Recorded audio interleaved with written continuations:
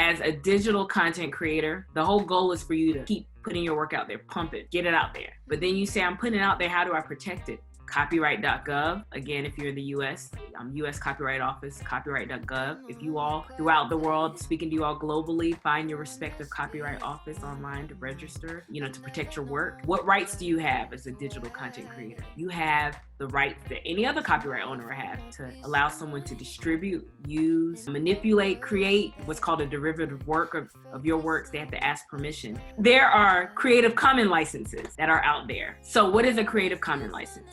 That is a license where someone has the right to create art.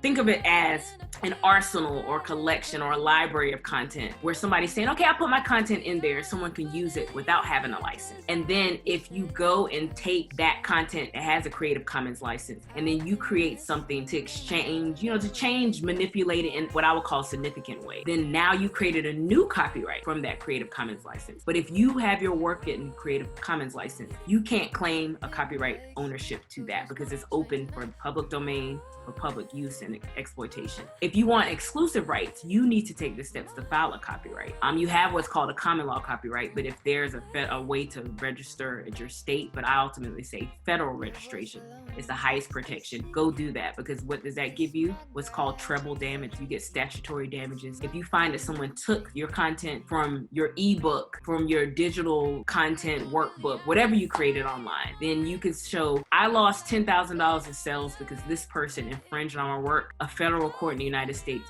will grant you, if you get a judgment, $30,000. So what they do is take your damages, which you show that you can prove that you lost, and they triple that. You all, not a good incentive to protect your work. So you may say, how do I protect my work? You take those steps, file the copyright, but don't let it stop you from putting it out there. Protect your work, keep creating your work, and protect your work. Let it be that 1-2 punch. Create that assembly line of creation, protection, creation, protection, creation, protection. Don't forget that, you all.